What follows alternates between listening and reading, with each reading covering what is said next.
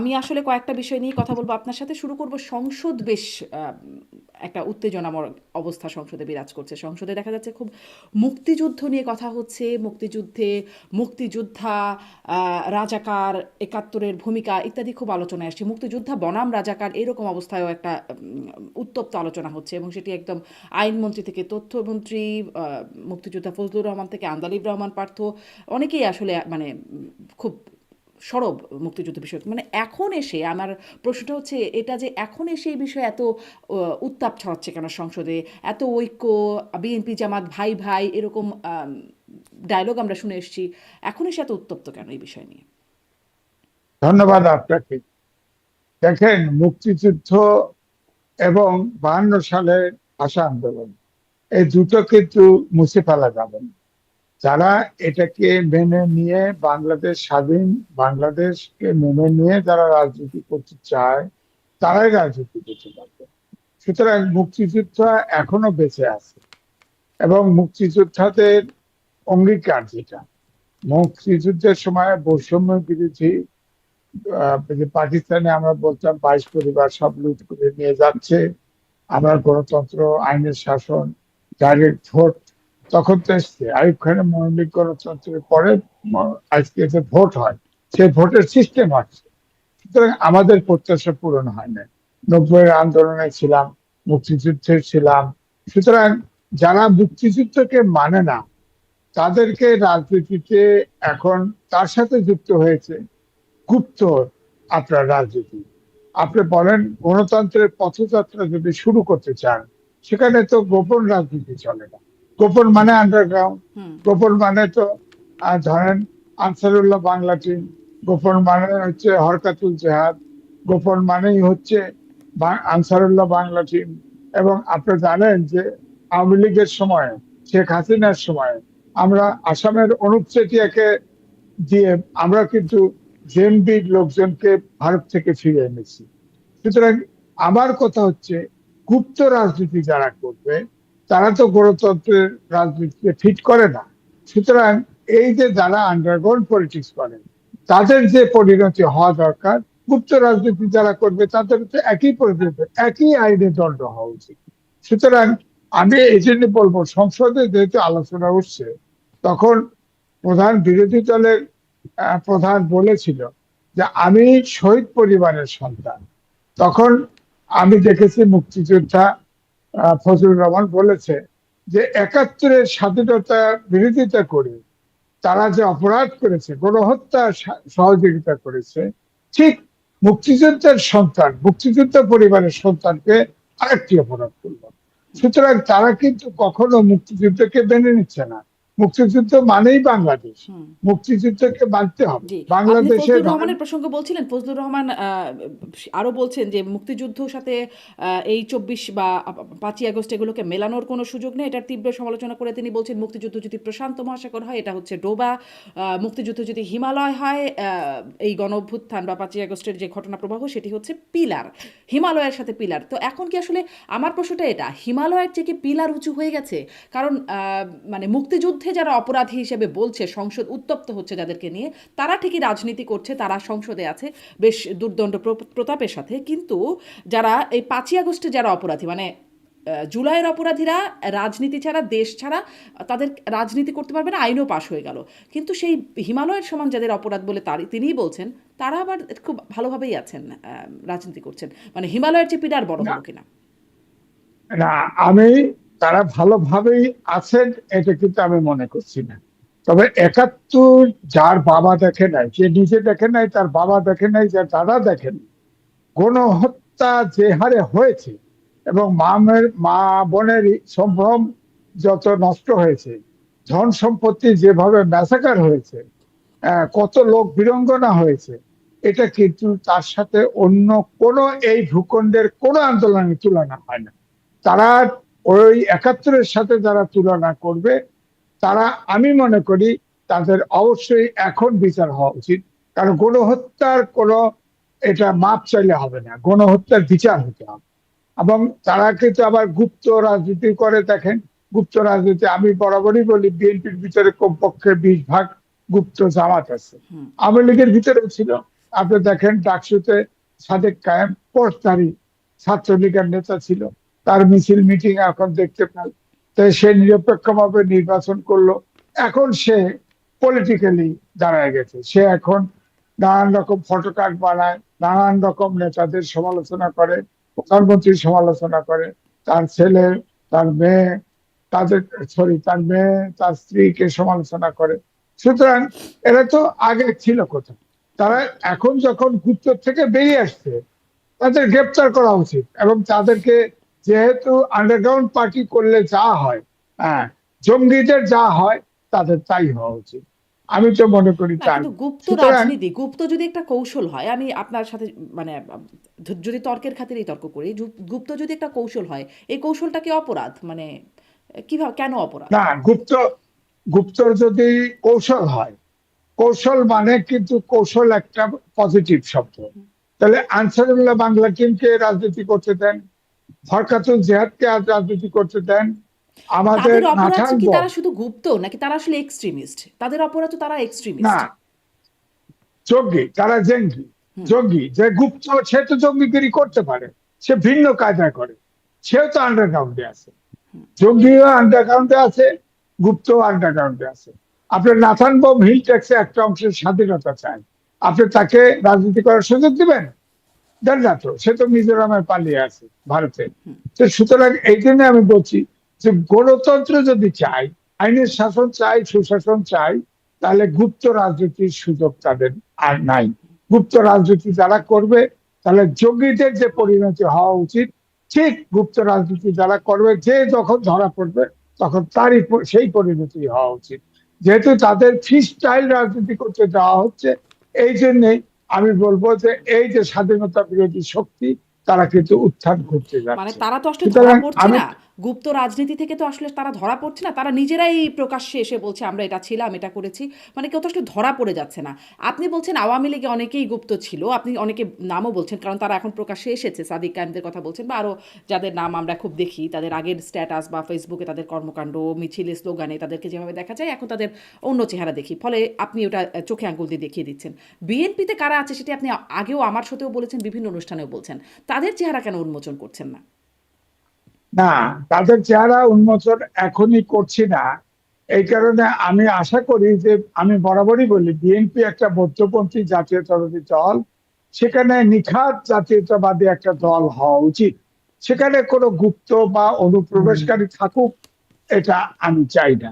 যদি তারা শেষ পর্যন্ত এটাকে ক্লিন আউট, ওয়াশ আউট না করে, অন্তত পক্ষে পরিচিত যারা, যাদেরকে চিনি, আমি জানি বড় বড় নেতাদের ছত্রছায়ায় তারা আছে, আমি তাদেরকে চিনি। সুতরাং আমি এক সময় তাদের নাম বলবো, এখন বলছি না কিন্তু বলবো। এই এক কিন্তু সময়টা কবে জামাত আসবে? মানে আগেও ওই যে আমি একদিন দেখছিলাম সাংবাদিক মাসুদ কামাল, তিনি একটা এপিসোড করেছেন, কোয়াদিমো এপিসোড আর কি, তার নাম দিয়েছেন যে এখন বলবো না, পরে বলবো, এরকম অনেকেই আসলে অনেক কিছু বলেন নাই। আপনার আসলে সেই সময়টা কবে আসবে? আপনি কতদিনের মধ্যে আশা করছেন যে তারা একটা ব্যবস্থা নেবে, আর না নিলে আপনি বলে দেবেন? না, দেখেন, সরকারের বয়স মাত্র 2 মাস পার দিল।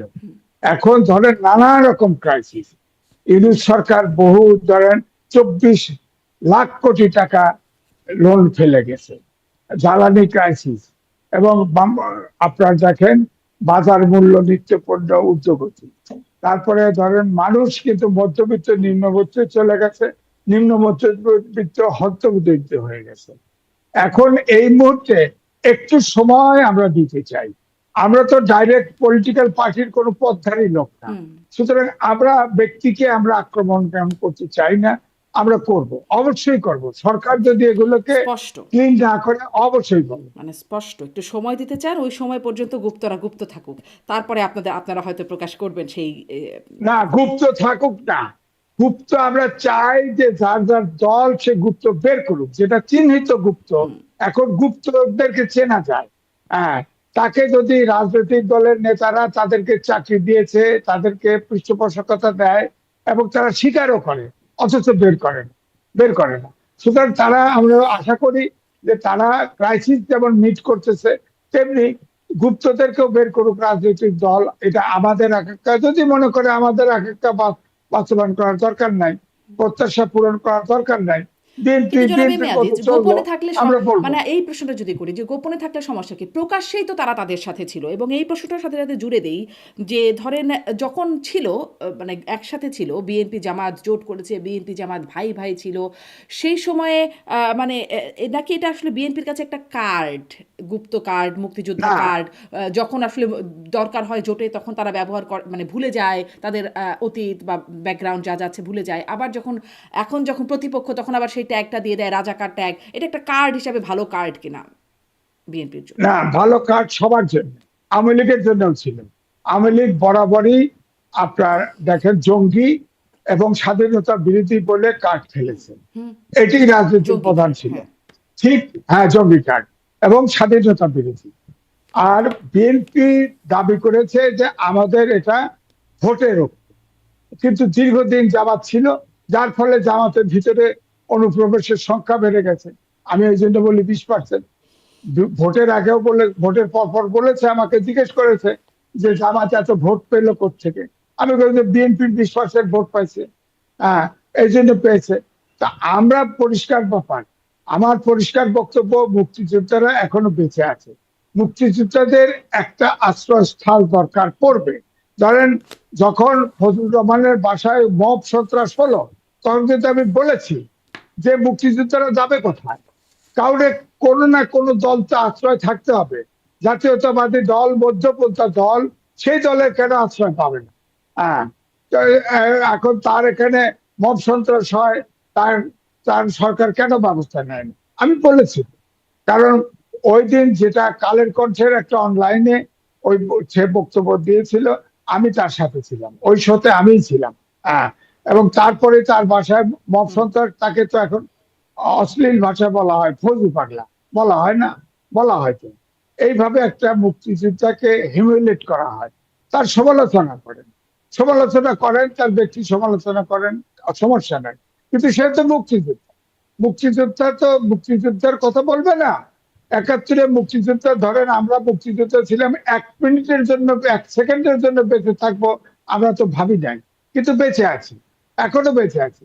এখনো মুক্তিযুদ্ধে আমাদের বাংলাদেশে যেটা হয় যে পরিবার থেকে, যে যে পরিবারে জন্মগ্রহণ করে, তার মুরব্বী যে থাকে, তার বাবা মার আদর্শ নিয়ে সন্তানরা গড়ে ওঠে।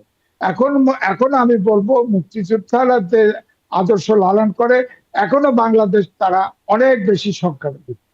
আপনি দেখেন জামাত ইসলাম যখন জাতীয় ইলেকশন হয়, তখন অনেক সুর উঠে গেছিল, জামাত ইসলাম গোপনে গোপনে জিতেও যেতে পারে, কারণ তাদের হাতে আপনার জান্নাতের টিকিট, তাদের হাতে টাকা, রাস্তাঘাটে 1,000 টাকার নোট বিতরণ করে, ওপেন ওপেন, তো জান্নাতের টিকিটও দেয়।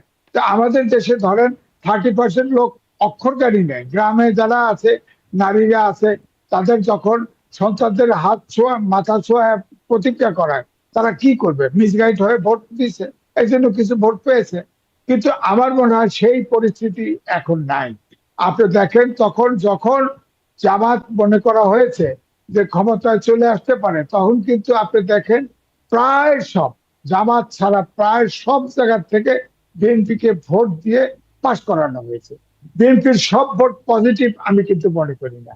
বিএনপিকে রিয়েলাইজ করা উচিত যে তারা যে রাত পাস করেছে, এটা শুধুমাত্র বিএনপির ভোট নয়।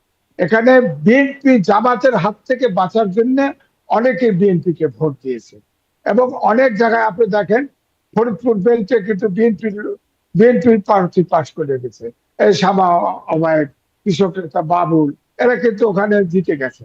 এতে বোঝাই গেছে যে আওয়ামী লীগের লোকরা, বিশেষ করে মাইনরিটি হিন্দু ভোট, এগুলো কিন্তু গড়ে যদি বলেন টোটাল, অনেক সেন্টারে ব্যতিক্রম ঘটেছে, এটা ঠিক, কিন্তু অধিকাংশ ক্ষেত্রে দেখা গেছে যে আওয়ামী লীগ এবং এবারে হিন্দুদের ভোট যেটা তাহলে এই যে আওয়ামী আওয়ামী লীগ লীগের পাইতো, ভোট একটা পেলো, মানে বিএনপি পেলো, যেই রকম একটা সমীকরণেই হোক না কেন আওয়ামী লীগের ভোট পেয়ে বিএনপি মানে এত ভালো একটা ফলাফল করলো, 2/3 মেজরিটি আসলো, যে যার মধ্যে আওয়ামী লীগের ভোটও আছে বলে আপনি স্পষ্ট করছেন।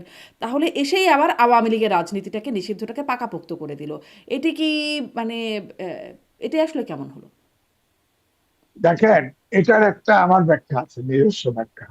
ধরেন আওয়ামী লীগকে নিষিদ্ধ রেখে সন্ত্রাস বিরোধী আইন পাশ করেছে, এটা ইউনূস সরকার অধ্যাদেশ জারি করেছে, ইউনূস, এটা পাস করেছে। এটার দুটো হতে পারে।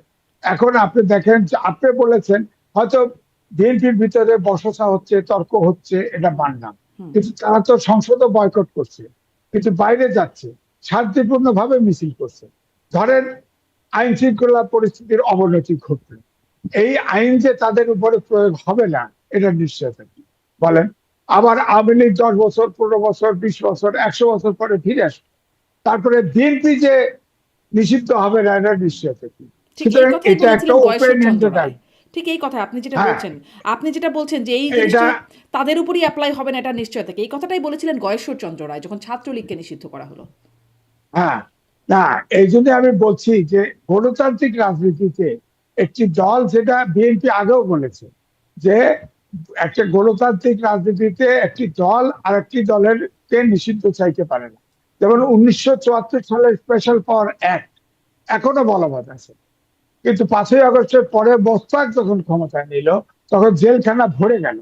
তার 80% স্পেশাল পাওয়ার অ্যাক্টে কিন্তু গ্রেপ্তার হয়, এবং আওয়ামী লীগের লোক, আওয়ামী লীগের আইনে আওয়ামী লীগের লোক গ্রেপ্তার হয়। এবং স্পেশাল পাওয়ার অ্যাক্টটা এমনই যে ডিটেনশন, এটা কোর্টও সেই মামলা হিয়ারিং করে দিবে না যতদিন সরকার এসে সন্দেহ করলে যাকে গ্রেপ্তার করবে স্পেশাল পাওয়ার অ্যাক্টে, সে আর জেলখানা থেকে বেরোতে পারবে না, আটক থেকে বেরোতে পারবে না। সুতরাং এই আইন কার উপরে প্রয়োগ হবে, কখন কিভাবে প্রয়োগ হবে, বলা মুশকিল। এটা একটা ওপেন এন্ডেড আইন। এই বলা তো আইনকে আমি মোটামুটি বলি সহজ, কালো আইন। যারা যারা বিরোধী মানে গুড বুকে থাকবে না তাদের উপর অ্যাপ্লাই হবে, ব্যাপারটা এরকমই তো নাকি? হ্যাঁ, ব্যাপার তো তাই হবে। ব্যাপার তাই হবে। কারণ আমি তো দেখেছি যে আওয়ামী লীগের কিছু বাইরে যারা নেতারা আছে, তারা তো বিএনপি সম্পর্কে বলছে এটা আওয়ামী লীগের লোকরা পছন্দ করে নাই। কিন্তু বিএনপির যারা নেতা, যারা বাইরে আছে, হুম ধরেন টাকা পয়সা, অনেক টাকা পয়সার মালিক হয়েছে, তারা তো এখন নাই, তারা তো এখন নেতৃত্ব দিচ্ছে না। এখন সাধারণ যে আওয়ামী লীগের সমর্থক, তারা দেশে আছে, হুম তারা অর্গানাইজ হতে পারছে না। তো আমি এই জন্য বলছিলাম যে ধরেন শিরীন শারমিন স্পিকার, তিনি তো সেনানিবাসে আটক ছিলেন। তিনি যেদিন গ্রেপ্তার হলেন, সেদিনই কিন্তু আমি বলেছি, তিনি জামিন পাওয়ার আগে, জেলখানা যাওয়ার আগেই বলেছি, সম্ভবত যে ক্লিন ইমেজের লোক দিয়ে যে আওয়ামী লীগ অর্গানাইজ হতে পারে, আমার মনে হয় শিরীন শারমিন তার একজন হতে পারে। কারণ তার বাবা, তার নিজস্ব ব্যাকগ্রাউন্ড, তার রেজাল্ট সব মিলে সে একজন নির্দোষ ব্যক্তি। তার বিরুদ্ধে খুনের মামলা দিল, ঠিকই তাকে কোর্ট জেলখানায় পাঠালো, এবং পরের দিন জেল হয়ে গেল, জামিনে বেরিয়ে আছে। এখন সে বাইরে আছে, সে মুক্ত, সে মুক্ত। তো এখন সে যদি, কিন্তু সমস্যা একটাই, যে আওয়ামী লীগ যদি শেখ হাসিনা দেশে ফেরে, তাহলে কিন্তু অভ্যুত্থানের সকল শক্তি এক হয়ে যাবে। তার দ্বারা সম্ভব না, তাকে বিকল্প চিন্তা করতে হবে। আবার তার সমর্থন ছাড়া, তার এজাজত ছাড়া যদি কোনো নেতা যদি ক্লিনি বেরোতে হয়, তার দ্বারা কিন্তু আওয়ামী লীগ সংগঠিত হবে না। আবার এও ঠিক, সরকারের পক্ষ থেকে মোটামুটি ভাবে আপনি খেয়াল করে দেখেন, আওয়ামী লীগ যখন আপনার শেখ হাসিনা এসে প্রধানমন্ত্রী হলো, প্রেসিডেন্ট হলো, তখন কিন্তু জিয়া রহমান কিন্তু খুব একটা ডিস্টার্ব করে নাই। অর্থাৎ জোহরা তাজউদ্দিন থেকে ডিস্টার্ব করে নাই, আওয়ামী লীগ আস্তে আস্তে অর্গানাইজ হয়েছে। যদি এখন যদি এরকম পরিস্থিতি হয়, এবং সেখানে যদি শেখ হাসিনার সমর্থন থাকে, আমার ধারণা একটু দুর্বল নেতৃত্ব হলেও আওয়ামী লীগ সংগঠিত হবে।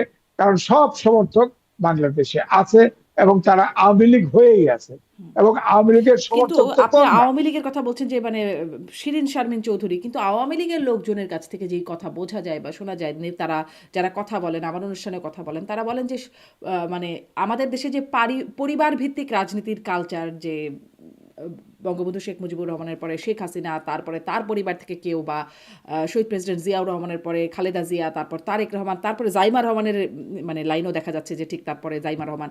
ফলে এই পরিবার প্রথার বাইরে আসলে গেলে রাজনীতিটা তাদের মধ্যেও ঠিক চলবে না, আওয়ামী লীগের ক্ষেত্রেও বলেন। তো হুট করে এখন শিরীন শারমিন চৌধুরীকে তারা মেনে নেবে দলের, আপনার তাই মনে হয়?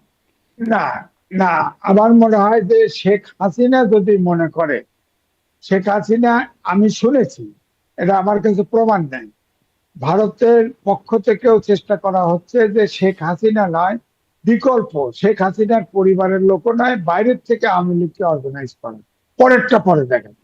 কিন্তু শেখ হাসিনা এটাতে রাজি হচ্ছেন না। তিনি তার পরিবারের কোন সদস্য দিয়েই আওয়ামী লীগ করতে বলতে চান, কিন্তু এই মুহূর্তে কোনো পরিবারের লোক দিলেও এখন ফিজিবিলিটি সেই অবস্থায় নাই আওয়ামী লীগ অর্গানাইজ হওয়া।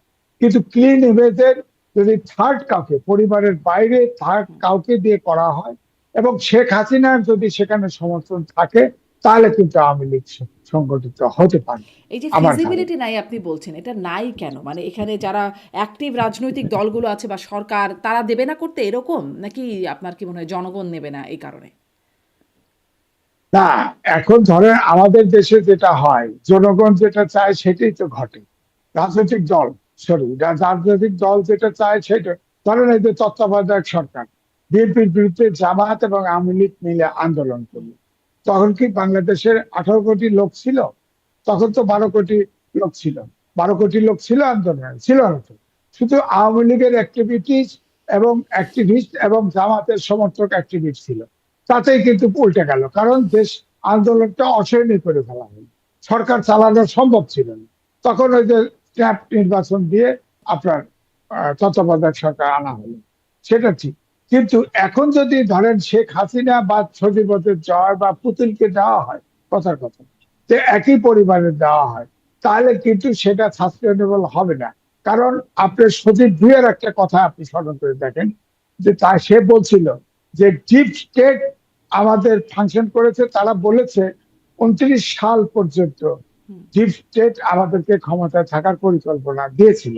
সুতরাং এখনো যে ডিপ স্টেট কাজ কাজ করছে না এমন তো নিশ্চয়তা নাই।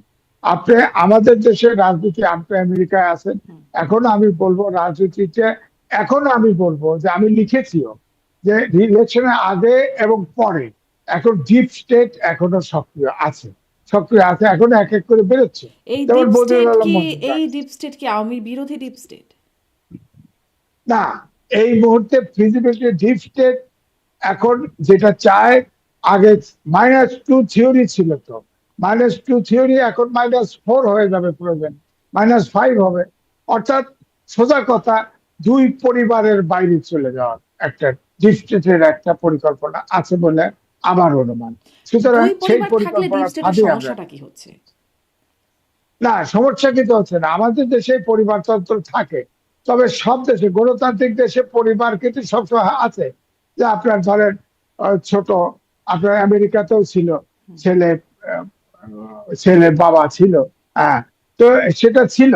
এটা কিন্তু আমাদের দেশে একেবারে ম্যাথমেটিক্যালি পরিবার থেকে হয়, যে পরিবারের বাইরে হয় যাবে না। যেমন আওয়ামী লীগ যখন আপনার ভেঙে গেল, কয়েক টুকরা হয়ে গেল, তখন ডক্টর কামাল হোসেন তারা খবর দিয়ে শেখ হাসিনাকে নিয়ে আসলো। শেখ হাসিনার তো কোনো এক্সপিরিয়েন্সও ছিল না, কিন্তু সে বঙ্গবন্ধুর কন্যা, তাকে প্রেসিডেন্ট বানায় দিল, আওয়ামী লীগ ঠিকই অর্গানাইজ হলো। তাকে একটু নিরাপদ জায়গা দেওয়া হলো, স্পেস দেওয়া হলো, ঠিকই আওয়ামী লীগ অর্গানাইজ হলো। এটা হলো আমাদের দেশের কালচার। অর্থাৎ যেহেতু রাজনৈতিক দলের ভিতরে ডেমোক্রেটিক চর্চা নাই, কোনো দলেই নেই, ছোট বড় কোনো দলেই নাই। সুতরাং এই জন্যই ফ্যামিলি, আপনার ফ্যামিলির নেতৃত্বটা, যেটা বলে ডাইনেস্টিটা আমাদের দেশে খুবই গ্রহণযোগ্য হয়। তারপরে আমি বলবো যে এখন আমাদের দেশের রাজনীতিটা শুধুমাত্র রাজনীতিবিদ বা দেশের জনগণের আকাঙ্ক্ষা বা প্রত্যাশার উপরে নির্ভর করে না, এখানে পরাশক্তিগুলো কাজ করে। আপনি দেখেন বাংলাদেশকে নিয়ে এখন খুব টানা হেঁচড়া হচ্ছে বলে আমার অনুমান। ধরেন এশিয়া প্যাসিফিক রিজনে, সেখানে আমেরিকারই একটা সার্ভে আছে যে 85% লোক ইন্দো প্যাসিফিক রিজনে বাস করে এবং অর্থ সম্পদও এখানে প্রায় 60%। সুতরাং আগামী দিনে ভরকেন্দ্র, অর্থনৈতিক ভরকেন্দ্র হবে ইন্দো প্যাসিফিক রিজন। সুতরাং এই রিজনে কার দখলে থাকবে, এটা কিন্তু পরিকল্পনা চীনেরও আছে, আমেরিকারও আছে, সেই সাথে আপনার জাপানও আছে, স্কোয়াড করছে না, জাপানও আছে, আবার দূর থেকে রাশিয়ারও কিন্তু আছে, আমার সবাই প্রশ্নটা আছে। কিন্তু ওইখানে ছিল যে সেই ধরেন পরিকল্পনা ছিল যে আমাদের এই ভূ রাজনৈতিক একটা পরিকল্পনা আমাদের দেশকে নিয়ে, বা যদি বলি এখানে ডিপ স্টেটের ইন্টারেস্ট, সেই ইন্টারেস্টের সাথে পরিবার থেকে নেতা হওয়ার যে জায়গাটা, ধরুন তারেক রহমান বা তারপরে জাইমা রহমান বা সাবেক প্রধানমন্ত্রী শেখ হাসিনা, তারপরে যদি সজীব অজের জয় ধরে নিই, মানে এতে তাদের সমস্যা কি? ডিপ স্টেটের অসুবিধা কি হয়? না, অসুবিধা নাই। বাংলাদেশ থেকে এখন ধরেন 80টা সেনা ঘাঁটি আছে আমেরিকার সারা বিশ্বে, কিন্তু এই দক্ষিণ এশিয়ায় কোনো ঘাঁটি নাই। এখন ধরেন কোনো কারণে আপনি জানেন তো যে আমাদের এখানে একটা চুক্তি হয়ে গেছে। আমি লিখেছি, চুক্তি ছাপাও হয়েছে, অলরেডি চুক্তির বেসিসে আপনার স্টল হচ্ছে। অলরেডি 14টা বোয়িং কিন্তু আমেরিকা থেকে চুক্তি আবার হয়ে গেছে, 14টা বোয়িং আনছে। কিন্তু এর আগে বাংলাদেশ চাইছিল ফ্রান্স থেকে আপনার এয়ারবাস বিমান আনবে, বোয়িং আনবে। কিন্তু এয়ারবাস যে চুক্তিটা করা হয়েছে, যে ওটা কিন্তু বলে দেওয়া হয়েছে যে না, ফ্রান্স থেকে নেওয়া যাবে না। আবার অস্ত্র কেনা যাবে না চীন থেকে, হ্যাঁ, অস্ত্র কিনতে হবে আমেরিকার থেকে, এবং অস্ত্র কেনা বাড়াতে হবে, সমরাস্ত্র কেনা বাড়াতে হবে। দুই, যে গার্মেন্ট যত এক্সপোর্ট, আমাদের 80% এক্সপোর্ট, এক্সপোর্ট তারা বলছে যে এক্সপোর্ট ইন্ডিয়াতে আমেরিকাতে করা যাবে, তবে তুলা এবং সুতা এগুলো আমাদের এখান থেকে নিতে হবে, এই আমেরিকা থেকে নিতে হবে। কিন্তু আমরা তো সুতা নেই, আমরা আনি চীন থেকে, আনি দক্ষিণ আমেরিকা থেকে, আনি কাছাকাছি দেশ থেকে, আনি, খরচ কম, তা আমাদের তো হবে না। তারপরে ধরেন মেধাস্বত্ব, আপনি দেখেন মেধাস্বত্ব আইন দিয়ে আমাদের দেশের সকল আপনার যত ফার্মা আছে এটা চলে। ওষুধই তাকে এখন বলা হচ্ছে যে তারা মেধাস্বত্ব প্রয়োগ করবে, অর্থাৎ তাদের মেধাস্বত্ব ব্যবহার করলে, হ্যাঁ, যেটা আপনি জানেন যে জেনারিক নেম, জেনারিক ওষুধের জেনারিক নেম ব্যবহার করতে পারবে না বাংলাদেশ, কোন কোন ওষুধ কোম্পানি ব্যবহার করতে পারবে না। তাহলে তো ওষুধ অনেক ফ্যাক্টরি বন্ধ হয়ে যাবে, সে ওষুধ তো কিনবে না। জেনারিক নেম ব্যবহার না করলে তো ওষুধ বিক্রি কমে যাবে, দামও বেড়ে যাবে, অনেক দাম বেড়ে যাবে। তার জেনারিক নামের কারণে তাদেরকে তো ট্যাক্স দিতে হবে। সুতরাং এরকম অনেক চুক্তিতে হয়েছে, যে চুক্তিতে আমি তার নাম দিছি, ওই হেডিংটাই ছাপা হয়েছে যে বাণিজ্য চুক্তি, মার্কিন বাণিজ্য চুক্তি ফাঁদে বাংলাদেশ। আমি বলেছি যতগুলো চুক্তি যা হয়েছে এটা বাংলাদেশকে একদম অনুগত করার জনাব এম এ আজিজ, প্রচেষ্টা। আপনার এই অবস্থানটা স্পষ্ট, আপনার সেই লেখা বলি বা আপনার এখনকার বক্তব্য বলি, আপনার অবস্থানটা স্পষ্ট। আপনার মতোই বলছেন আরো অনেক বিশ্লেষক, তারাও বলছেন যে অনেক দেখাচ্ছেন যে কোথায় কোথায় আসলে চুক্তিটা আমাদের জন্য ক্ষতিকর বা আমেরিকার জন্য একপেশেভাবে লাভজনক। বিশ্লেষকরা, আপনারা বলছেন, বিশ্লেষক যারা আছেন, অর্থনীতিবিদরা সবাই বলছেন। কিন্তু দেখুন, সংসদে এটা নিয়ে কথা হচ্ছে না। রুমিন ফারহানা সেদিন একটু বলতে শুরু করলেন, ওনাকে আসলে ওটা হয়তো বিধির বাইরে ছিল বলে সেদিনের জন্য ওটা আলোচনাটা হয় নাই। মানে সংসদে কেউ, না সরকারি দল না বিরোধী দল, কেউ আলোচনা করছে না। ডক্টর ইউনূস নির্বাচনের 3 দিন আগে করে গেল, সবাই তখনও চুপ, এখনো চুপ। কেন এটা? না, ওটা ওটা আমি লিখে দিচ্ছি যে এই সংসদে সরকারি দল এবং বিরোধী দল কেউ এই চুক্তি নিয়ে কেউ কোনো কথা বলবে না, এটাও আমি লিখে দিচ্ছি। কিন্তু এর চাইতে যেটুকু জানি সেটুকু এখনো আমি অনিয়ারে বলতে পারবো না, তাহলে আমি গায়েব হয়ে যেতে পারি। সুতরাং আমি বলবো না কোথায় চুক্তি স্বাক্ষর হয়েছে, কে কে উপস্থিত ছিল, সে খবর আমার কাছে। এখন কে সুতরাং আপনাকে এই গায়েব চুক্তি করবে? মানে আগে না হয় শেখ হাসিনা বলে গুমের একটা কালচার ছিল, এখন আপনাকে কে গায়েব করবে? যে কেউ গায়েব করতে পারে, সরকারের তো একই ক্যারেক্টার, গায়েব করতে পারে। অথবা আমি এমন বিরাট বাদন হব যে আমি সমাজে টিকে থাকাই মুশকিল হবে। আমার মতো আমেরিকায় চলে যাওয়ার তো পয়সা নেই, আমি কি করব বলেন? হ্যাঁ, আমার তো উপায় নেই। সুতরাং আমি এখনো ছাড় দিচ্ছি, আমি বলবো, সবই বলবো। আপনার এখানেই বলেছেন যে কোথায় কোন চুক্তি স্বাক্ষর হয়েছে, গভীর রাতে সেখানে কে কে উপস্থিত ছিল। আমি এইটাই বলি যে ইনুজ সাহেবও সেখানে উপস্থিত ছিল, শুধু এইটুকু বললাম। ইনুজ সাহেব উপস্থিত ছিল এবং 5 স্টার একটা হোটেলে স্বাক্ষর হয়েছে এবং গভীর রাতে সেটা স্বাক্ষর হয়েছে। হ্যাঁ, সুতরাং এখন কেউ কথা বলার এবং স্কোপ নাই। এবং ডক্টর খলিল যেটি বলেছেন সেটাই কি ঠিক, যে প্রধান মানে প্রধান দুই দলের প্রধান নেতাদের সাথে কথা বলেই আলোচনা করেই চুক্তি সই হয়েছে? কারণ কেন দেখেন জিজ্ঞাসা সেখানে, করছি, কথাটা ঠিক কেন এটা আপনাকে জিজ্ঞাসা করছি, কারণ হচ্ছে যে জামাতের আমির ফেসবুকে পরবর্তীতে লিখছেন যে না, তাদের সাথে নাকি কোনোই আলোচনা হয় না। মানে কেউ একজন মিথ্যা বলছেন, যদি তাদের দুজনের কথা ধরি তাহলে একজন কেউ মিথ্যা বলছেন। না, এটা তো মিথ্যা বলছে। তিনি যদি এটা সত্যই হয়, যে ওটা যদি সত্যি হয় সংসদে উত্থাপন করেন না কেন? উনি তো বিরোধী দল, ওনার তো কোনো ইয়ে নাই, উনি বলেন না কেন যে এই যে গোলামী চুক্তি করা হলো, গোপন চুক্তি করা হলো, আনডিসক্লোজ চুক্তি করা হলো, আমরা এইভাবে ক্ষতিগ্রস্ত, বাণিজ্যিক চুক্তির নামে এইভাবে ক্ষতিগ্রস্ত হবে। কই উত্থাপন করলো না তো, সরকারি দলও করলো না, বিরোধী দলও করলো না। সুতরাং এখানে তো ডাল মে কুচ কালা হয়।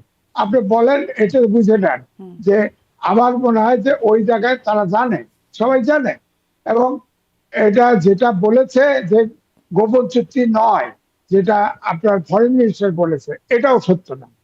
কারণ গোপনে চুক্তি গোপনে হয় নাই।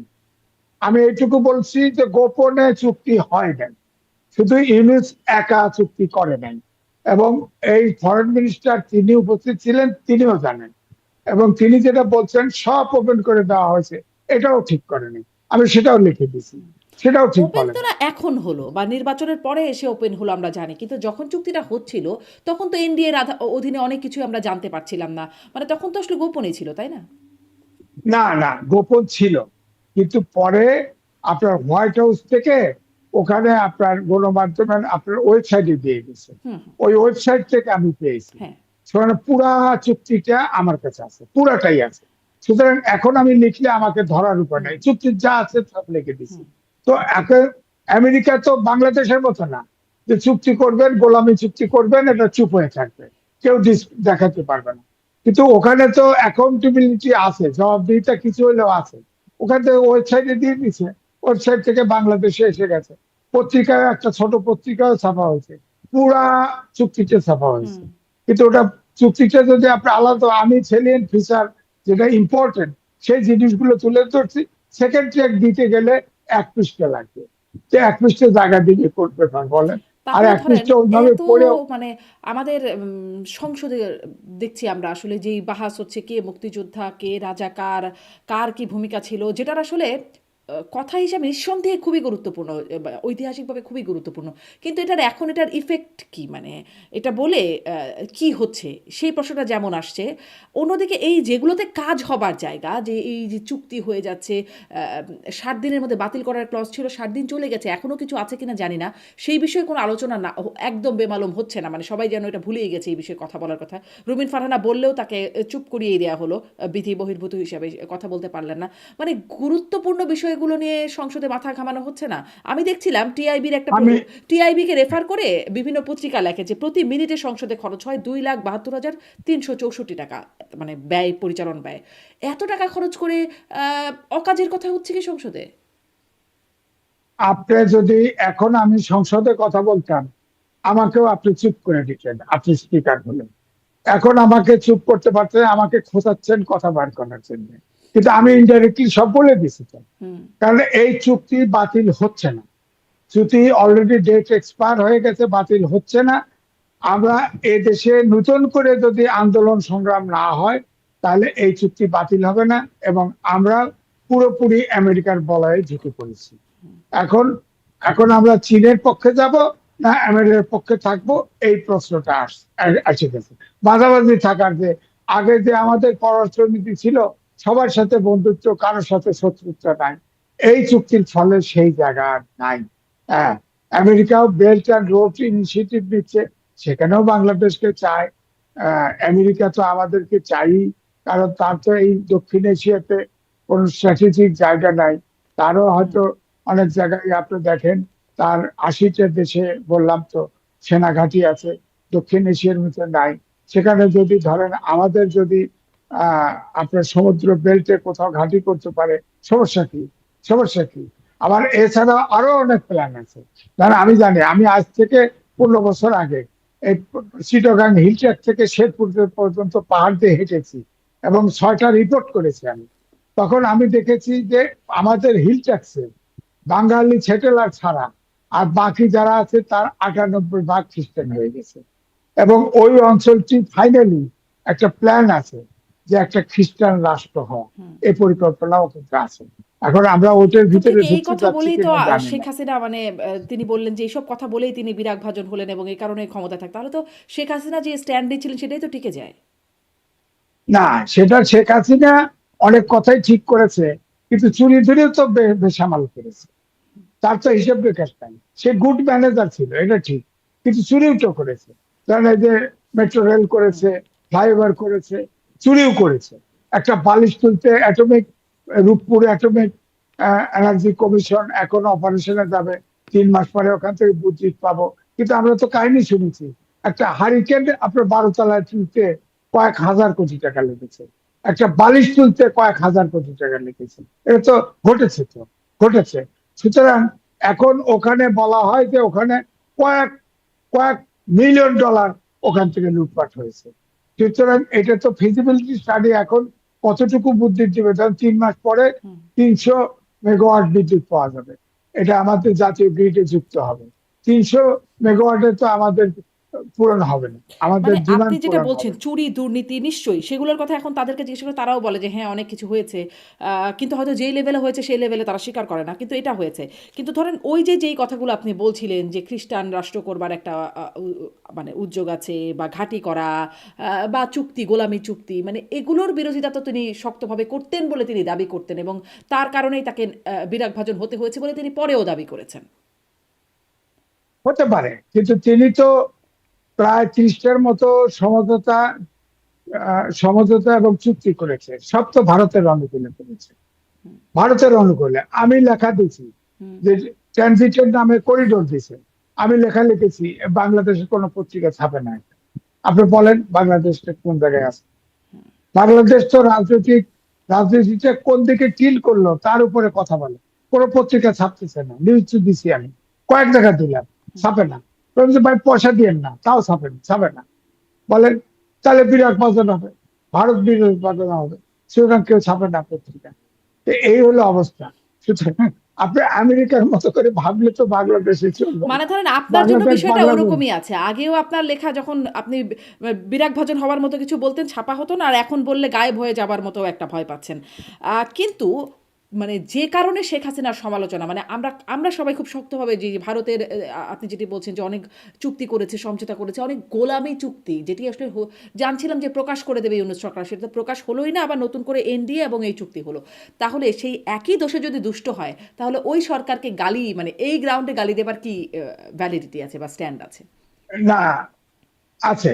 আমি ট্রানজিটের নামে করিডোর দিয়েছি, করিডোর তো ভয়াবহ জিনিস, এটাকে ট্রানজিট নাম চালাইছে, এটা আমি লিখেছি। আমি বলেছি ট্রানজিটের নামে কেন এটা করিডোর, আমি তার ব্যাখ্যা দিয়েছি। করিডোর কাকে বলে, ট্রানজিট কাকে বলে আমি বলেছি। কারণ হচ্ছে যে তারা আপনার কলকাতা থেকে আপনার ট্রেন যাবে, হুম। এই ট্রেন যাবে, যা 7 সিস্টারে গিয়ে আবার আমাদের ওই রুট দিয়ে ফেরত যাবে, এটাকে বলা হয় করিডোর। ধরেন করিডোরে আমাদের কোনো নিয়ন্ত্রণ নাই, এটা করিডোর। আমরা ওই যে 3 3 বিঘা করিডোর পাই না, ওরকম করিডোর। ওখানে ভারতের জায়গা আমাদেরকে নির্দিষ্ট সময় করে দেয়, যায় আসে। তো এই করিডোর দিছে তো, সে এটা তো, আমি তো মনে করব যে এটা তো চুক্তি, গোলামী চুক্তি ভয়াবহ, খারাপ, খারাপ চুক্তি। একটা যে এলাকার হুম। এক জায়গার করিডোর দিল। এখন ধরেন 7 সিস্টারে সবসময় তো অনেকে স্বাধীনতা চায়, অনেকে আন্দোলন করে। এখন ধরেন ওই ট্রেন দিয়ে অস্ত্র শস্ত্র বয়ে নিয়ে চলে গেল, আপনি কি করবেন? আপনি চেক করারও অধিকার নেই। মানে আমার প্রশ্নটা করিডোর তো, এখানেই যে শেখ হাসিনা দেশবিরোধী গোলামি চুক্তি করে গেছেন, তার জন্য তার একটা পরিণতিও বহন করতে হয়েছে, তার অনেক সমালোচনা আছে।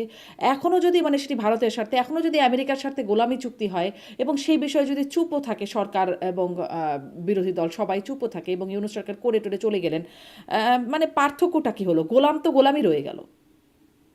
পার্কে ধরেন 55 বছর দেশ স্বাধীন হয়েছে, অনেক সূচকে এগিয়েছে, রাজনৈতিক সূচকে তো আমরা পিছিয়েছি। আমাদের দেশে গণতন্ত্রের লেশ আছে, বিচার বিভাগের স্বাধীনতার লেশমাত্র আছে, আইনের শাসন আছে, কিছুই আমরা অর্জন করতে পারিনি। হুম। তা আমরা তো মুক্তিযুদ্ধ করেছি, আইয়ুব খানের মৌলিক গণতন্ত্র ছিল। আগে এমএনএ তৈরি করতো ইউনিয়ন কাউন্সিলের চেয়ারম্যানরা ভোট দিয়ে, আমরা এক ব্যক্তি এক ভোট আন্দোলন করে রাজি করেছি। হ্যাঁ, তখন আওয়ামী লীগ নেতৃত্ব দিয়েছে, বঙ্গবন্ধু নেতৃত্ব দিয়েছে, এক ব্যক্তি এক ভোট, অর্থাৎ ডাইরেক্ট ডেমোক্রেসি যাকে বলে, সেটা আমরা এনেছি। ভোট হয়েছে, পূর্ব পাকিস্তান মেজরিটি পেয়েছে। এখন আপনি বলেন যে ভোটটা দেশ স্বাধীন হওয়ার পর থেকে আর ভোট ঠিক মতো হচ্ছে না, অর্থাৎ মেজর ভোট ক্রাইসিসটা হয়ে গেল শেখ হাসিনার শেষের 3 4, এটা তো ভোটই হলো না। এই ভোট না হওয়ার কারণে, ভোটটা যদি হতো, যে যেতে জিততো, ভোটটা যদি হতো, তাহলে কিন্তু দেশে এই ক্রাইসিসটা তৈরি হতো না। এখন তো রাজনৈতিক, আমি বলবো যে ইলেকশন হয়েছে ঠিকই, একটা রাজনৈতিক শূন্যতা কিন্তু বিরাজ করছে। সুতরাং এই শূন্যতা, রাজনৈতিক শূন্যতা কিন্তু শূন্য থাকে না, একবার 111 এসে পূরণ করছে, হুম। আবার কি ঘটে যায় এটা বলা মুশকিল। তবে আমি এটাই বলবো যে আমরা গণতন্ত্রের যাত্রায় যেতে চাই। এখন যে মানে সরকার স্পষ্ট আপনি দুই একটা মাসের মধ্যে রাজনৈতিক আছে। শূন্যতা দেখছেন। আমি আবার একটু যেই বিষয় নিয়ে শুরু করেছিলাম সেটি থেকে একটু আসি যে মুক্তিযুদ্ধ। আপনি বলছেন মুক্তিযোদ্ধা, মুক্তিযুদ্ধের কথা বলবেন না, ফজলুর রহমানের প্রসঙ্গটা বলছিলেন। কিন্তু আজকেই স্বরাষ্ট্রমন্ত্রী সালাউদ্দিন আহমেদ তিনি সংসদে বলছিলেন যে আমি জানি না আসলে তাচ্ছিল্যই লাগলো কিনা, আপনার কাছে কি মনে হচ্ছে সেটাও আপনি একটু বলবেন, যে ৭১-৭২ করতে করতে স্মৃতি বিস্মৃতি হয়ে যাচ্ছে। আমরা পড়ে আছি ৭১ নিয়ে, ৭১-৭২ করতে করতে স্মৃতি বিস্মৃতি, মানে ৭১-৭২ করতে করতে স্মৃতি বিস্মৃতি হয়ে যাওয়ার মতো অবস্থা কি চলে আসছে? মানে এত বেশি সময় হয়ে গেছে। না, যিনি যিনি ৭১ স্মৃতিতে থাকে না, তার রাজনীতি করা উচিত। বিশেষ করে জামাতের বাইরে যে দলেরই হোক, তার রাজনীতি করা উচিত না। তিনি তার আমি বলবো বিভ্রাট ঘটে গেছে, তিনি রাজনীতির থেকে সরে পড়া উচিত। বিএনপির তো থাকাই উচিত পরিষ্কার, আওয়ামী লীগের না, বিএনপির না, অন্য কোনো দলের। ৭১-কে যে ভুলে যায়, সে তো দেশ দেশ চায় না। সে তো রাজাকার, সে রাজাকার, সে মুক্তিযোদ্ধা না, সে দেশপ্রেমিক না। যে ৭১ ভুলে যায়, যে বড় নেতা, যে ৭১ ভুলে যায়, যিনি ৭১ দেখেছে, যার বাপ দেখেছে বা দাদা দেখেছে, তারপরেও যদি ৭১ যে ভুলে যায়, সে এই দেশপ্রেমিক না, তার রাজনীতি করা উচিত না। সহজ কথা, সে জি, যেই হোক, যে দলেরই হোক। জি। স্পষ্ট। তিনি আরেকটা কথা বলছেন, মানে সংসদের বিষয়গুলো একটু তুলে নিয়ে কথা বলতে চাই। তিনি ছায়া মন্ত্রিসভা গঠন প্রসঙ্গে আনছেন, যেটি জামাত আসলে বলেছিল আগেই, যে প্রতিশ্রুতি ছিল তারা ছায়া মন্ত্রিসভা গঠন করবে। এখন তিনি বলছেন জামাত ছায়া মন্ত্রিসভা গঠন করেছে, এটি দায়িত্ববোধ বাড়ে এক, এতে এটির একটা বলছেন, এবং দ্বিতীয় হচ্ছে মন্ত্রী একটা ভাব হয়, উজিরে খামোখা বলে তিনি আখ্যায়িত করছেন। এই বিষয়ে আপনার একটু মন্তব্য শুনতে চাই। না, ওনার ভাষায় আমি বলবো না। তবে ছায়া মন্ত্রী পরিষদ যদি করে বিরোধী দল, তারা করতে পারে আলাদা। কিন্তু তাদের এই ছায়ামন্ত্রী পরিষদ করার একটা উদ্দেশ্য হলো, প্রত্যেকটা মিনিস্ট্রিতে যাবে, ফাইল খুলে দেখতে চাইবে। সেটা হয় পার্লামেন্টের ডেমোক্রেসি। আপনার যা জানতে ইচ্ছে করে পার্লামেন্টে নোটিশ করেন, পার্লামেন্টে জবাব দিবে। গণতান্ত্রিক মন্ত্রীরা জবাব দিবে, আপনি নোটিশ করলে তো জবাব পাচ্ছেন। আপনি ফাইল ধরে টানা হাঁচড়া করবেন না। বলেন, একবার ফরেন মিনিস্ট্রিতে উপদেষ্টা চাইছিল প্রথম, হুম, যে উপদেষ্টা প্রতিমন্ত্রী মর্যাদায়। হ্যাঁ, তখন এটা নাকচ করে দেওয়া হয়েছে। বলেন আপনি, অপোজিশন থেকে কেন প্রতিমন্ত্রীর মর্যাদায় দেওয়া হবে ফরেন মিনিস্ট্রিতে? ফরেন মিনিস্ট্রিতে যাকে ফাইল টানাটানি করবে। এখন ধরেন মিনিস্টার একটা সাইন করলো, একটা ফাইল সাইন করতেছে, ওনাকে দিতে হবে নাকি? ওদের ছায়ামন্ত্রী মন্ত্রী পরিষদের যে টার্গেটটা তো অসৎ, টার্গেটটা সঠিক না। কারণ আমার মতো বক্তব্য হচ্ছে যে গণতন্ত্রে যদি বিশ্বাস করেন, গণতান্ত্রিক পলিটিক্সে যদি বিশ্বাস করেন, পার্লামেন্ট আছে, আপনি পার্লামেন্টে নোটিশ করেন, আপনি যে কোনো কিছু নোটিশ করেন, আপনি উত্তর পেয়ে যাবেন। আবার যদি তাও না পান, হুম। তথ্য কমিশন আছে, তথ্য কমিশনে চিঠি দেন, তথ্য কমিশন আপনাকে সাপ্লাই দিবে, সমস্যা নাই। আপনার ছায়ামন্ত্রী পরিষদ করে মিনিস্ট্রিতে ঢুকতে দেবেন, যাবেন কেন? তাহলে সরকার চালাবে কে? সরকার থেকে দুই দুই দুই পার্টি চালাবে, অপোজিশন এবং সরকার দুইজন মিলে সরকার চালাবে। সরকারি দল সরকার চালাবে। তাদের যদি কোনো কোনো কিছু জানার দরকার থাকে, তারা সংসদে বিধিবিধান আছে, নোটিশ করবে, প্রশ্ন উত্তর দিবে, উত্তর পাবে তারা। জি। বলেন। আর মানে ছায়ামন্ত্রী সভা সম্পর্কে আপনি বলছেন, আপনি এটার একটা কড়া সমালোচনা করছেন। মানে একটু সংসদের কথাতে একটু জামাতের প্রসঙ্গও আসি। সেদিন ব্যারিস্টার পার্থ খুব সমালোচনা করলেন বিষয়টায়, যে জামাতের আমির তিনি সংসদে মিষ্টি মিষ্টি কথা বলেন, ঐক্যের কথা বলেন, কিন্তু সংসদের বাইরে তার নেতারা যেভাবে, মানে তার জোটের নেতারা যেভাবে কথা বলেন, মানে এমনকি দেখলাম যে প্রধানমন্ত্রীকে কুলাঙ্গারও বলেছেন ওই জোটভুক্ত একজন নেতা।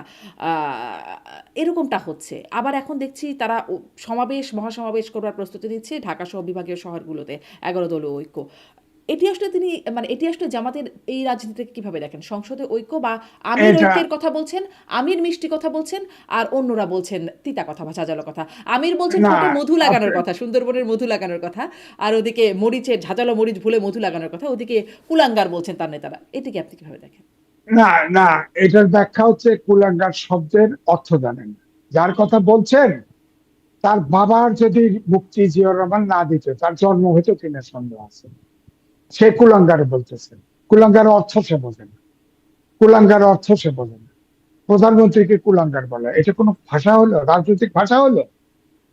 তাকে এখন গণতান্ত্রিক চর্চা করতে চাই, এটা নিয়ে একটা আলোচনা সমালোচনা হবে, হয়তো এই কারণে গ্রেপ্তার হয়নি, সে তো এই কথা বলে পরে গ্রেপ্তার হওয়ার উপযুক্ত হয়ে গেছে। তো এক। 2 নম্বর হচ্ছে যে ধরেন সংসদে, সংসদে আমার কথা হলো সংসদের যে সিস্টেম, সংসদের যে নর্মস, এটা তো মানতে হবে। সংসদ বয়কট করতে পারে, ওয়াকআউট করতে পারে, কোনো সমস্যা নেই। সংকটে সংসদ থেকে আপনি শান্তিপূর্ণ মিছিল মিটিং করতে পারেন, তাতেও সমস্যা নেই। কিন্তু যদি আইন শৃঙ্খলা পরিস্থিতির অবনতি ঘটে, তাহলে গরম পানি আছে না, টিয়ার গ্যাস আছে না, সাউন্ড গ্যাস আছে না, জেলখানা আছে না, তারপরে নিজে বসে থেকে আইন করে গেছে না। আওয়ামী লীগকে নিষিদ্ধ করছে, সুখ সুখ লাগছে, হ্যাঁ বসেছিল, জামাতের লোকরা বসেছিল, তারা ভাবছে যে আওয়ামী লীগ নিষিদ্ধ হচ্ছে, ভালোই হচ্ছে ভালোই হচ্ছে। আরে তারা বুঝতেই পারে না যে আওয়ামী লীগ নিষিদ্ধ হওয়া মানে তোর আন্দোলন করার স্কোপ নাই। এখন মাঠে আইন শৃঙ্খলা পরিস্থিতি অবনতি ঘটাক না, এই আইন তো প্রথমে তাদের উপরে বর্তাবে, এটা আমার হয়েও তো ধারণা। ছিল, হয়েও তো হ্যাঁ, ছিল, হ্যাঁ, তাদের উপর হ্যাঁ। তো বর্তেও এই ছিল। জন্য, হুম। এবং এই জন্য আপনি খেয়াল করে দেখেন, 4 তারিখে, গত 4 তারিখে বাইতুল মোকাররম উত্তর গেট থেকে একটা মিছিল বেরোবে, খুব শান্তিপূর্ণ মিছিল, কাকরাইল পর্যন্ত গেছে, আবার কাকরাইল থেকে চলে আসছে। এইভাবেই তারা সমাবেশ করুক, যাই করুক, আপনি দেখেন তারা ধরা খায় আছে। তারা কিন্তু কোনো আইন শৃঙ্খলা বাহিনী সেই 1M এর মতো পেট্রোল পাম্প পোড়ায় দেওয়া, আপনার আপনার আগুন লাগায় দেওয়া, পোর্ট পোর্ট অচল করে দেওয়া, এই আন্দোলনে তারা যেতে পারবে না। গেলেই বিপদ আছে, কয়ে দিলাম বিপদ আছে। আর জামাত এবং এনসিপি আলাদা কিছু না, এক এক সত্তা, এক সত্তা। সুতরাং এটা আলাদা কিছু না। ওই আওয়ামী লীগকে যদি নিষিদ্ধ করে, আওয়ামী লীগকে নিষিদ্ধ মানে আওয়ামী লীগ নিষিদ্ধ রেখে সন্ত্রাস বিরোধী আইন করছে, সেখানে কিন্তু এনসিপি কিন্তু বেরিয়ে আসছিল। এনসিপি অর্থাৎ জামাত যে না, তারা যে আলাদা দল, এটা প্রমাণ করার জন্য আসছে। আসলে এনসিপির নেতারা তো সব জামাতেরই প্রোডাক্ট, জামাতের বিটিম, জামাতের বিটিম, আলাদা কিছু না। তো এখন আপনি দেখেন, আগে এই এনসিপি তখন বৈষম্য বিরোধী ছাত্র ছিল, তাদেরকে মব হিসেবে তাহলে তো মানে ব্যবহার করতে জামাতকে করে তো করে। খুবই মানে খুবই একটা দারুণ রকমের একটা প্রভাবশালী দল মনে হচ্ছে, কারণ আওয়ামী লীগে গুপ্ত, সেখানে জামাত, বিএনপির 20% জামাত, আপনি আমার আগের অনুষ্ঠানে বলেছেন স্থায়ী কমিটিতেও নাকি জামাতের মানুষজন আছে, মানে সেখানে আছে, জামাত, এনসিপি জামাত, জামাত নিজে তো জামাতই বটে, মানে সব তো জামাতই জামাত। জামাতের ছোট ছোট পার্টি আছে। আপনি যে কুলাঙ্গার বলছেন না, তার একটা আলাদা পার্টি আছে, হুম। তাকে ফিট করা হয়, তাকে পয়সা দেওয়া হয়, এবং সে রাজনীতি করে শুধু কথা বলানোর জন্য। এরকম ছোট ছোট দল আছে। আবার প্রত্যেকটা দলের ভিতরেও অনুপ্রবেশকারী আছে জামাতের। জামাত তো সার্বজনীন রাজনৈতিক দল না। আপনি দেখেন, যতগুলো এনজিওর মতো দল, অনেক প্রতিষ্ঠান তাদের আছে, একটি প্রতিষ্ঠানে জামাত সমর্থক ছাড়া চাকরি করতে পারে, এবং ওই প্রতিষ্ঠানে যারা চাকরি করে তারা কিন্তু জামাতকে চাঁদা দিতে হয়, প্রত্যেক মাসে বেতন পাওয়ার পরে চাঁদা দিতে হয়, 500 টাকা 2000 টাকা চাঁদা দিতে হয়। এই যে আমি শুনলাম একজন ওপেন বলল, সে ইসলামিক ব্যাংকে চাকরি করে, তার জামাতের আমিরের গাড়ি কিনতে হবে, 2000 টাকা চাঁদা দিচ্ছে। 2000 টাকা, বলেন তো দেখি, কত প্রতিষ্ঠান আছে, তাহলে কত টাকা উঠছে বলেন, কত টাকা। এই যে ইসলামিক ব্যাংক, এখন বলা হচ্ছে এস আলম দখল করে দেবে। ইসলামিক ব্যাংকটা তো আসলে জামাতের ছিল না। জামাতে ইসলামিক ব্যাংকে পুরান ঢাকার এক কয়েকজন লোক পার্টনার মিলে ইসলামিক ব্যাংককে ফান্ড দিয়ে ইসলামিক ব্যাংক তৈরি করে। তখন জিয়াউর রহমান সার্কের একটা সবাই যায়, সেখানে যা আপনার ওআইসির একটা সবাই, সেখানে ইসলামিক রাষ্ট্রগুলোকে বলে যে আমাদের বাংলাদেশে একটা ইসলামিক ভিত্তিক একটা ইয়ে করা যায়, ব্যাংক করা যায়। তখন তারা সম্মত হয় এবং টাকা দেয়। তাদের শেয়ার ছিল 70%, 70%। এই 70% শেয়ার বিদেশি ছিল এবং স্থানীয় ছিল, সেখানে জামাতের কেউ ছিল না, স্থানীয় ছিল বাকি 30%, 30% শেয়ার। তারপরে আপনার আপনার এই যে ফাঁসি হয়েছে নয়া দিগন্তের মালিক ছিলেন, কি কি মীর কাসেম আলী, তিনি একটা শেয়ার কিনে তিনি ভাইস প্রেসিডেন্ট হন ওটার ভিতরে। এই উনি যাওয়ার পরে আস্তে আস্তে শেয়ার কিনতে কিনতে শেষ পর্যন্ত মানে প্রায় 80% শেয়ার কিনে ফেলে। তারপরে এস আলম আওয়ামী লীগ আসার পরে, এস আলম আওয়ামী লীগের পৃষ্ঠপোষকতায় এস আলম আবার প্রায় 80% শেয়ার কিনে ফেলে, বিদেশিরা চলে যায়। হ্যাঁ, এখন আইন হয়েছে, অধ্যাদেশ জারি করেছে এবং আইন হয়েছে 6.5% যদি তারা ব্যাংক থেকে যারা টাকা নিয়েছে, হ্যাঁ, 6.5% দিলে তারা তাদের মালিকানা ফেরত ফেরত পাবে। পাবে। এখন এসালাম ফেরত পাইতে চায়। এখন এসালামের যে জামাতের বাইরে যারা চাকরি পেয়েছিল, তারা এখন মিছিল বার করছে, আমরা চাকরি চাই, ফেরত চাই, চাকরি ফেরত চাই। এখন ওইটা কিন্তু আপনিও জানেন, আমিও জানি, সারা বাংলাদেশের সবাই জানে এটা ইসলামিক ব্যাংক হচ্ছে জামাতের প্রতিষ্ঠান। এটা একদম অসত্য, ঠিক না। হুম, এটা প্রতিষ্ঠা হয়েছে, জিয়াউর রহমান প্রতিষ্ঠা করে দিছে। জিয়াউর রহমান বাইরের কাতার, সৌদি আরব, হুম, এরকম অনেকগুলো এডিপি, অনেকগুলো ফান্ড এনে দিছে, 70% ফান্ড এটা জিয়াউর রহমান করে দিছে। এইটা এটা রাষ্ট্রের প্রতিষ্ঠান হিসেবে দেওয়া হয়েছে। এবং অন্য যে কমার্শিয়াল ব্যাংক হয় ওইভাবেই এই ব্যাংকটা হয়েছে, কিন্তু চলবে হলো শরিয়া ভিত্তিকে আইনে। এই কারণে এটা করা হয়েছে, ইসলামিক রাষ্ট্রকে কনভিন্স করার জন্য তারা ফান্ড দিয়ে হুম, দিছে। সেই ফান্ড তা আস্তে আস্তে দখল করে নিছে। এখন বলা হয় এসালাম দখল করে নিতে চায়। এখন বলেন যে ওই ব্যাংকের ভিতরে তো এখন তো জামাতের বাইরে কেউ নাই, জামাতের বাইরে জামাত সমর্থক বাইরে নাই। তো জামাত যদি ধরেন গত নির্বাচনে ক্ষমতায় আসতো, তাহলে আপনি বলেন জামাতের যারা সমর্থক তাদেরই সরকার হতো, সবার জন্য হতো না, আপনার জন্য হতো না, আমার জন্য হতো না। হুম, অর্থাৎ এটা আমি এই জন্য বলছি, এটা সার্বজনীন দল নাই, একটা প্রবচন আছে, কথা চালু আছে যে জামাত যখন গরু কোরবানি দেয়, তখন ওই জামাতের গরিব লোকটাকে খোঁজ করে, আপনারা খোঁজ করবে না, আমারে হুম, খোঁজ করবে, হ্যাঁ, তাদেরকে দেয়। সুতরাং এটা তো সার্বজনীন দল না। সার্বজনীন দল অর্থাৎ বাংলাদেশের 18 কোটি লোকের যদি দল হতো, তাহলে তারা গণতান্ত্রিক রাজনীতি, গুপ্ত রাজনীতি না করে তারা যদি রাজনীতি করতো, কোনো সমস্যা ছিল না। হুম, কিন্তু দল তো শুধুমাত্র তাদের সমর্থকের জি, দল, সেখানে অন্যরা সাপোর্ট দিতে যাবে কেন? স্পষ্ট। দেয় না, এই আপনার জন্য ভোটও দেয়নি। আপনার বিশ্লেষণ স্পষ্ট। আর দুটো বিষয়, সংসদে নাহিদ ইসলাম তিনি একটা কথা, সেটা যেটি তার পুরনো কথা, আগেও বলেছেন এরকম কথা, সংসদেও বলছেন যে এই 72-এর সংবিধান, যে সংবিধান নিয়ে এত কথা হচ্ছে, যেটাতে মির্জা ফখরুল ইসলাম আলমগীর বললেন, সংসদেই বললেন, যেটি আবেগের, 71-এর জায়গা এবং আবেগের জায়গায় এই সংবিধান, সেখানে নাহিদ ইসলাম বলছেন যে এই 72-এর সংবিধান মুজিববাদী আদর্শ থেকে রচিত। এই মুজিববাদী আদর্শ বিষয়টা আসলে তাদের কাছ থেকেই পরিচিত হয়েছে শুনে শুনে, যে তারা এত বলেছে মুজিববাদ মুজিববাদ মুজিববাদী। মানে আপনার কাছে স্পষ্ট হয়, আপনি মুক্তিযোদ্ধা শেখ মুজিবুর রহমানের সেই সময়কাল দেখেছেন, জিয়াউর রহমানের সময়কাল, মানে পুরো ইতিহাসটা আপনি দেখেছেন, এই মুজিববাদী বিষয়টা আপনার কাছে স্পষ্ট হয়েছে কিনা? না, আমাদের যে 72 সালের সংবিধানটা হয়, সেই সংবিধানটা ছিল জনগণের প্রত্যাশা অনুযায়ী। এরপরে 17 বার মেজর সংশোধন হয়েছে, 17 বার। এই 17 বার আওয়ামী লীগ করেছে, বিএনপি করেছে, জাতীয় পার্টি করেছে, এটা তাদের সুবিধা মতো করেছে। করে 72-এর সংবিধানের ক্যারেক্টারটা কিন্তু রাখেনি। কিন্তু আমার বক্তব্য হচ্ছে, এই 72-এর সংবিধান তো বাংলাদেশের জন্ম সূত্রে হয়েছে। সুতরাং এটাকে আপনি সংস্কার করেন, সমস্যা নাই। যেখানে ধরেন দেশে একটা গণতান্ত্রিক রাষ্ট্র ব্যবস্থা চালু করতে যেখানে সংশোধন করতে হয় করেন, কিন্তু 72-এর সংবিধানকে ছুড়ে দিবেন, 72-এর সংবিধানকে ফেলে দিবেন। হ্যাঁ, তাহলে 72-এর সাথে আপনি বলেন এই 24 কোনো তুলনা চলে? যারা, আমি এই জন্য বলি যে যে নিজে দেখে নাই, যার বাবা দেখে নাই, যার দাদা দেখে নাই, যার কোনো আত্মীয় দেখে নাই 71, সে 71-কে ছুঁড়ে ফেলতে চাইতে পারে। সুতরাং আমার বক্তব্য হলো, এদেশে রাজনীতি করতে হলে 71-কে মেনেই করতে হবে।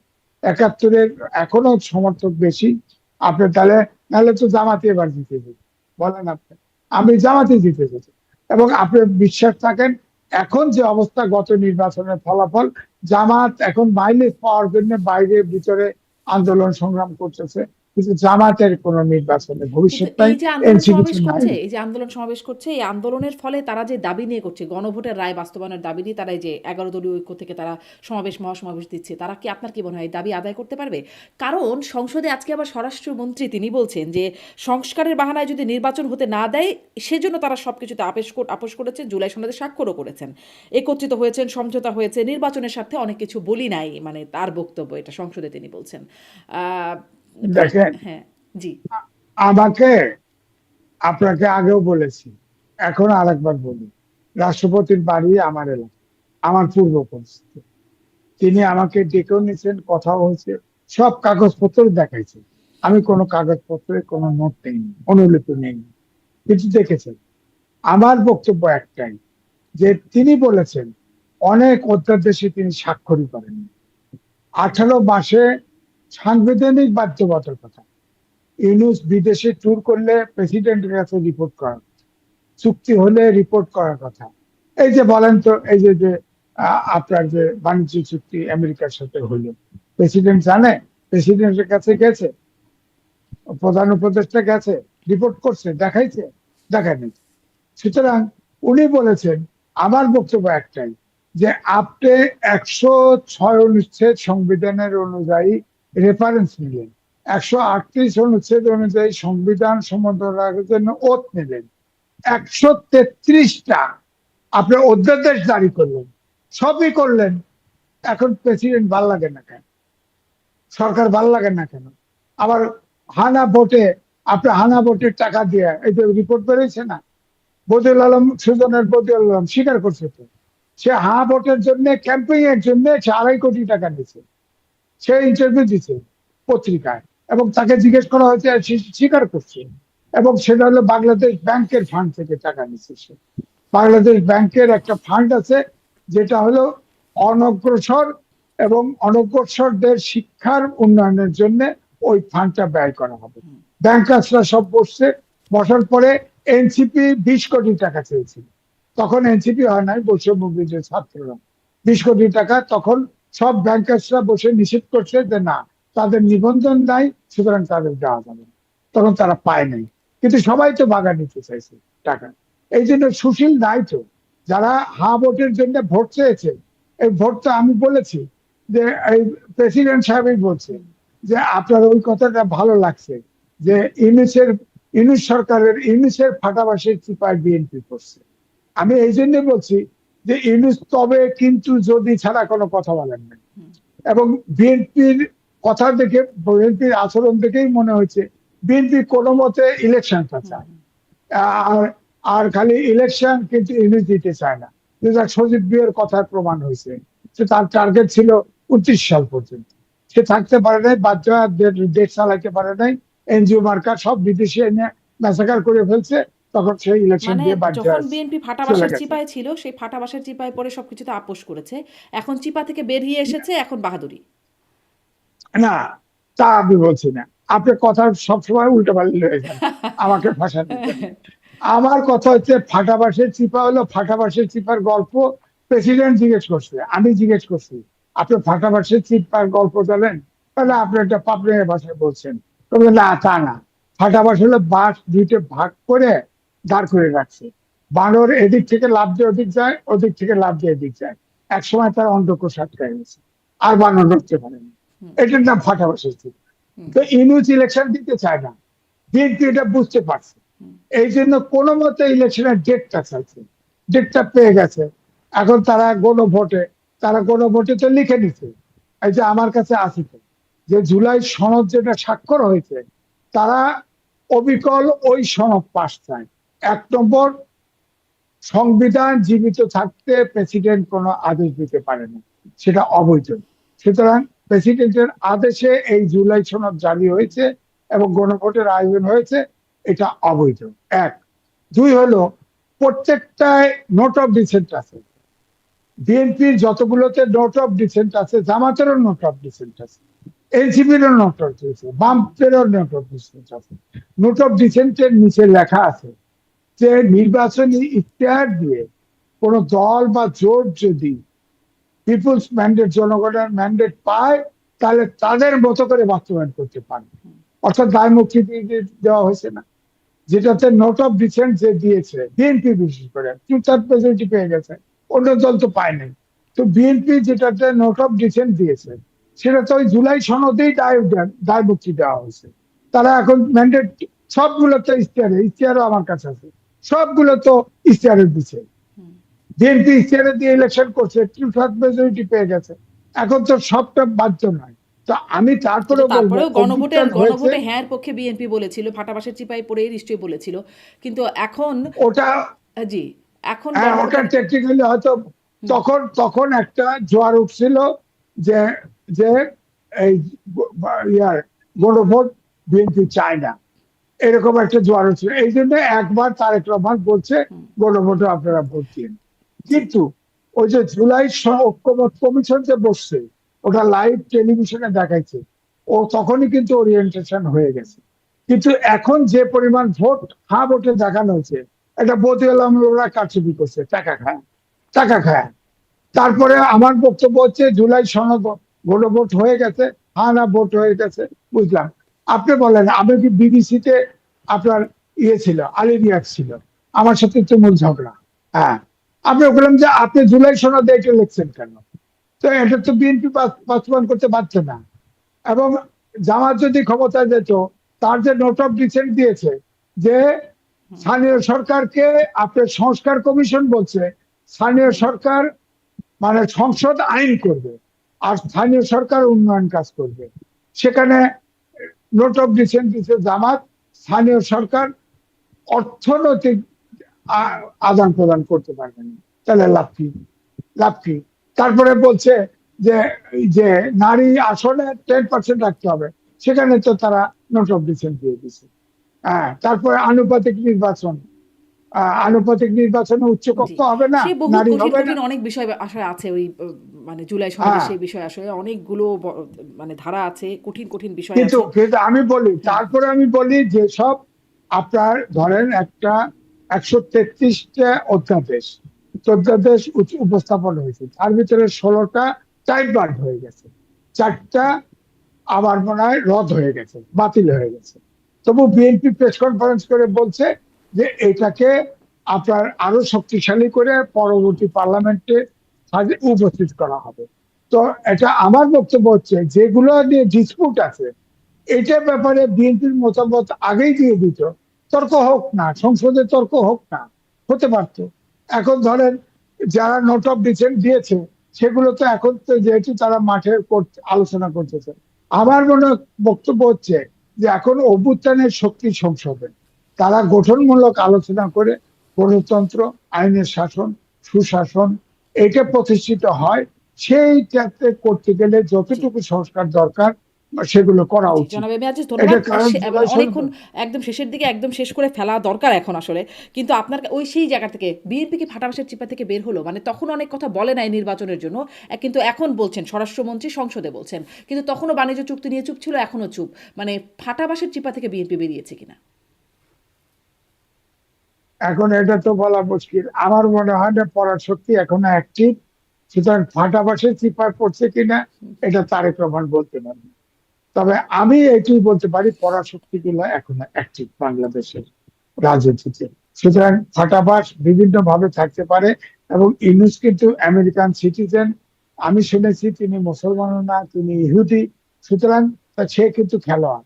সে আবার হয়তো, আমি আগেও বলেছি, তার কিন্তু মনে মনে ইচ্ছা আছে সরকারে থাকা।